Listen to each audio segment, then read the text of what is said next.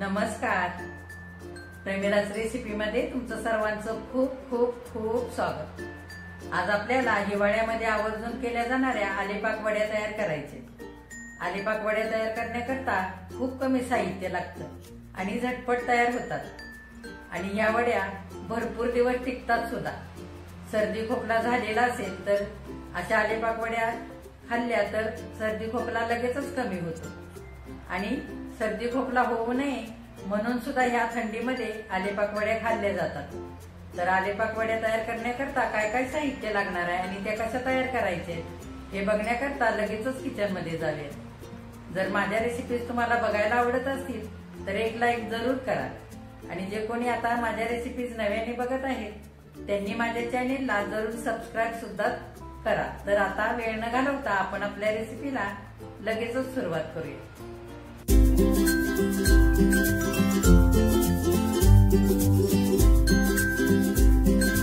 आता आपल्याला आलेपाक तयार करायचा आहे. आलेपाक तयार करण्याकरता साहित्य काय काय घेतलंय ते बघूया.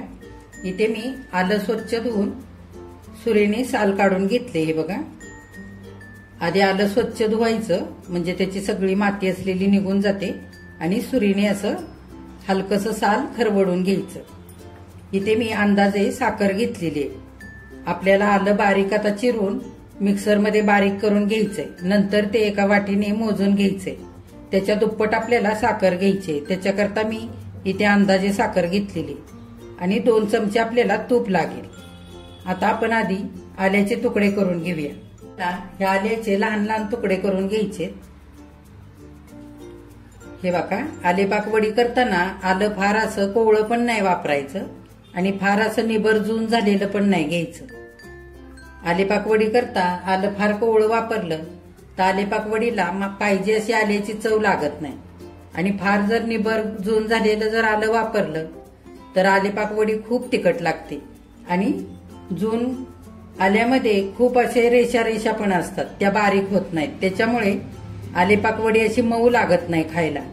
त्याच्याकरता असं मध्यम असंच आलं वापरायचं. तर आता आपण हे बारीक बारीक कापून घेऊया. आता आपण आल्याचे असे छोटे छोटे तुकडे करून घेऊया. हे बघा, असे गोल गोल तुकडे करायचे. उभं उभं असं कापायचं नाही. असं गोल तुकडे केले की ह्याच्यात थोड्याफार ज्या रेषा असतात त्या छान अशा कापल्या जातात. असं उभं कापलं की तशाच रेषा राहतात आणि वाटताना त्या बारीक होत नाहीत. त्याच्याकरता असं गोल कापून घ्यायचं. हे बघा,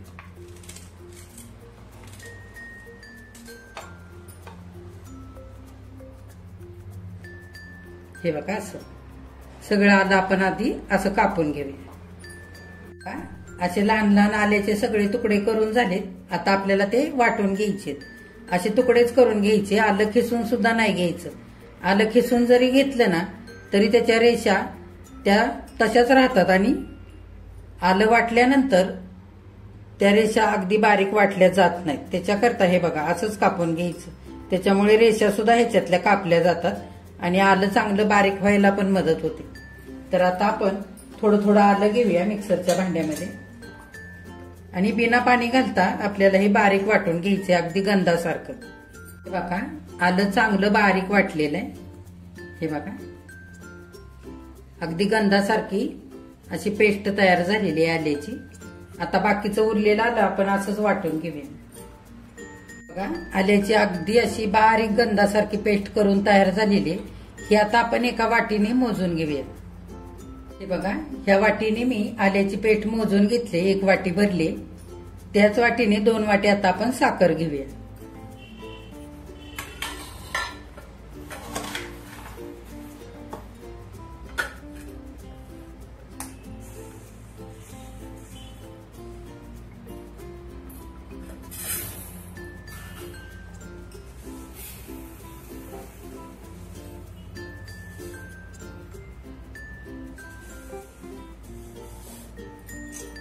हे बघा, 2 वाटी आपण इकडे साखर घेतली. आता आपण आलेपाक करण्यासाठी सुरुवात करू. आता आलेपाक करण्याकरता इकडे पॅन ठेवलाय मी गॅसवरती. 1 चमचा भरून तूप घालूया. तूप चांगलं वितळू द्यायचे. आता चांगलं वितळलेलं आहे. आपण आल्याची पेस्ट घालूया.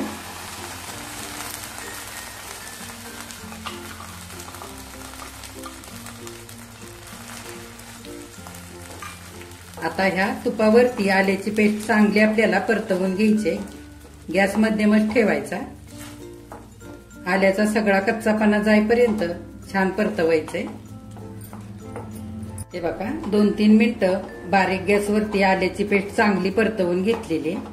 आता आपण ह्याच्यामध्ये 2 वाट्या साखर घालूया.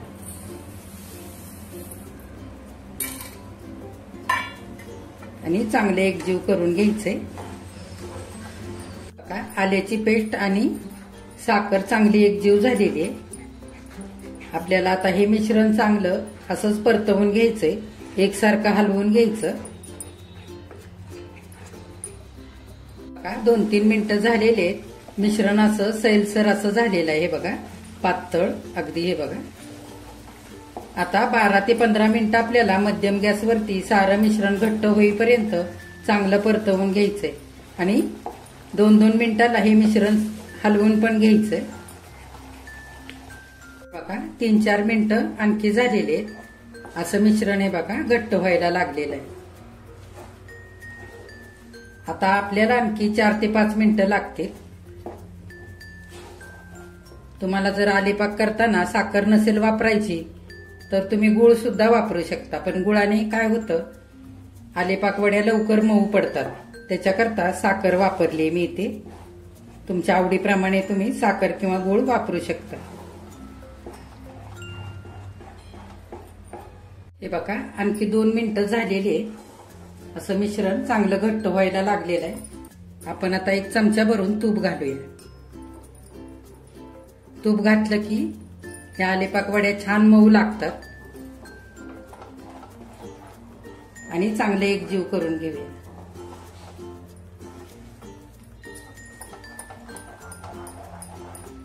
आणखी आपल्याला 2 ते 3 मिनिटं लागतील. हे बघा साईडने अशी पांढरी खरवड आलेली आहे, ती पण चांगली काढून घ्यायची.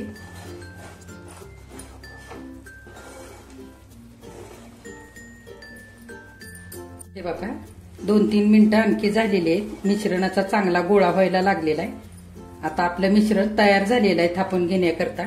गॅस बंद करूया आणि खाली घेऊया आता हे मिश्रण. मिश्रण थापून घेण्याकरता ट्रे घेतलाय मी आणि ट्रेला थोडंसं तूप लावलेलं आहे. आता हे मिश्रण आपण पटकन ह्या ट्रे मध्ये घालूया.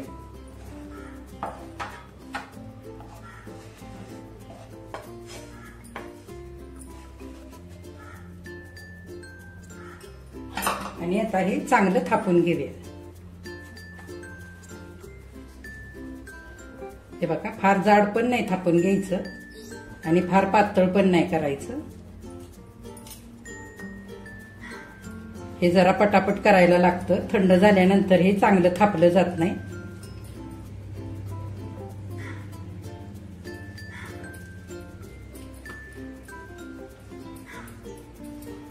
मिश्रण सगळं थापून झालेलं आहे. आपण आता लगेचच वरून ह्याला असे कट करून घेऊया. हे मिश्रण थंड झाल्यानंतर असं कट करून घेता येत नाही. त्याच्याकरता कोमट असतानाच असं कट करून घ्यायचं.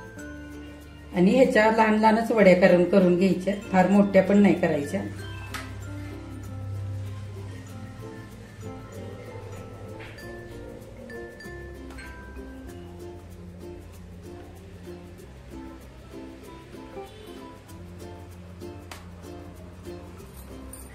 बघा असे मिश्रणाला चौकोनी कट करून घेतले छोटे छोटे. आता आपण 5 मिनिटं थंड होऊ देऊया आणि नंतर ह्या वड्या काढूया. 5 मिनिटं झालेली आहेत. आपण वड्या काढून घेऊया.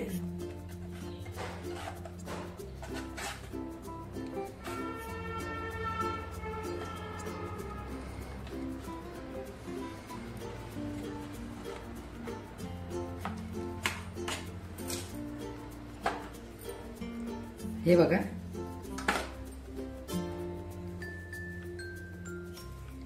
अशा वड्या तयार झाल्यात. आपण सगळ्या काढून घेऊया. बघा अगदी अलगद निघतायत वड्या.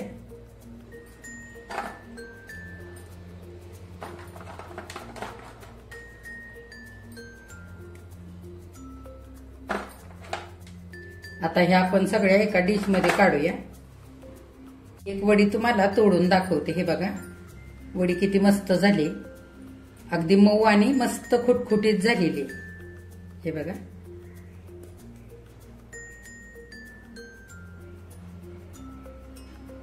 अगदी छान झाल्यात वड्या।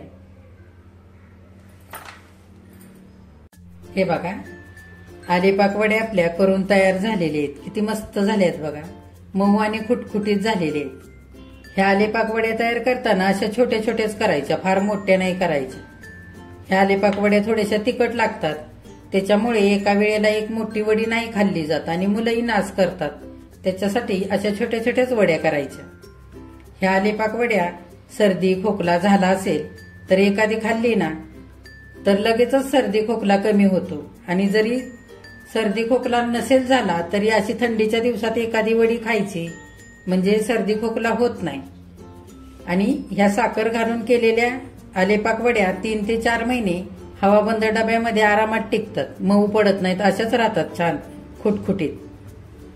तर ह्या पद्धतीने तुम्ही सुद्धा अशा आलेपाक वड्या तयार करून बघा। माझ्या चॅनेलला लाईक शेअर आणि सबस्क्राईब जरूर करा आणि कमेंट करायला अजिबात विसरू नका। आणि आजची आलेपाक वड्यांची रेसिपी तुम्हाला आवडली असेल तर एक लाईक सुद्धा करा।